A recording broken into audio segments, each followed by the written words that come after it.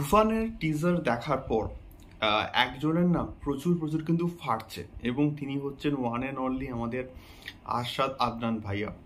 Hello guys, আমি Deep and welcome back to my channel Deep exclusive. So এখন আমি এই ভিডিওর মধ্যে কথা বলবো তুফানের টিজারকে নিয়ে, এবং এই যে রায়ান রাফি এবং আরশাদ আদনান ভাইয়ার মধ্যে যে ক্ল্যাশটা হচ্ছে, এটা কতটা যুক্তিযুক্ত বা কতটা গ্রহণযোগ্য, বা এই যে বিষয়পত্রগুলো ঘটছে এগুলো কি অ্যাকচুয়ালি হওয়াটা উচিত, সেগুলোকে নিয়ে না এই ভিডিওর মধ্যে কথাবার্তা হবে।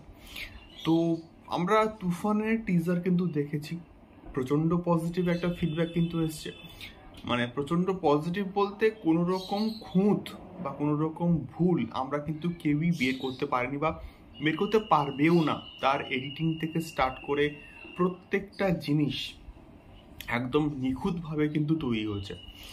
তো এটাই হচ্ছে মেনলি বিষয়পত্র। তুফানের টিজার ব্যাপক রেসপন্স পাচ্ছে অডিয়েন্সের কাছ থেকে। এইবারে রায়ান রাফি একটা পিঞ্চ মেরে কিন্তু মোটামুটি কথাবার্তা বলে, কিরে ভয় পাইছিস? তো তার উত্তরে আরশাদ আদনান ভাইয়া এমন কিছু কথাবার্তা বলে, যেগুলো অ্যাজ এ প্রডিউসার, যিনি শাকিব ভাইয়ার সঙ্গে কাজ করেছেন প্রিয়তমাতে, এবং যেটা প্রচণ্ড সাকসেসফুল ছিল, এবং যিনি রাজকুমারের হচ্ছে কাজ করেছেন রাজকুমার, এবং যেটাও রীতিমতো ব্যাপক একটা কালেকশনস করছে। তো তার মতো প্রডিউসারের মুখ থেকে এই সমস্ত কথাবার্তাগুলো বের হওয়াটা কি সত্যি গ্রহণযোগ্য? এটা সব থেকে বড় প্রশ্ন আমাদের। কারণটা হচ্ছে তিনি বলছেন যে বিভিন্ন জায়গা থেকে কপি করা হয়েছে। দেখুন, বাংলাতে এই রকমের কাজ প্রিভিয়াসলি কি কেউ ভাবতে পেরেছে? কেউ তো ভাবতে পারেনি। ইভেন আরশাদ আদনান কি ভাবতে পেরেছে? ভাবতে পারেনি। তো সেই জায়গাতে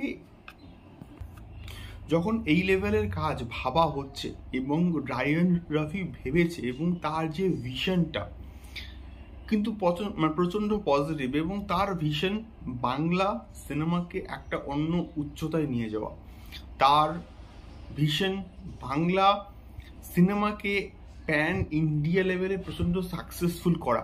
এবং সেই জন্যই তিনটে প্রোডাকশন হাউস মিলে একসঙ্গে কিন্তু কাজটাকে করছে। আলফাই বলি বা SBF বলি বা চরকি বলি, তিনটে প্রোডাকশন হাউস একসঙ্গে মিলে কিন্তু কাজটাকে করছে, এবং তার আউটপুটটাও না সত্যি বলতে প্রচণ্ড ভালো।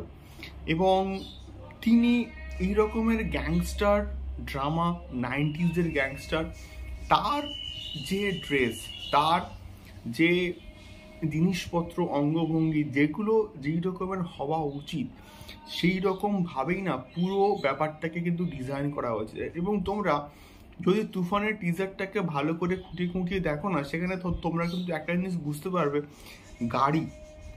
গাড়ি থেকে শুরু করে সেট ডিজাইন, প্রত্যেকটা জায়গায় 90s কিন্তু ছাপ আছে।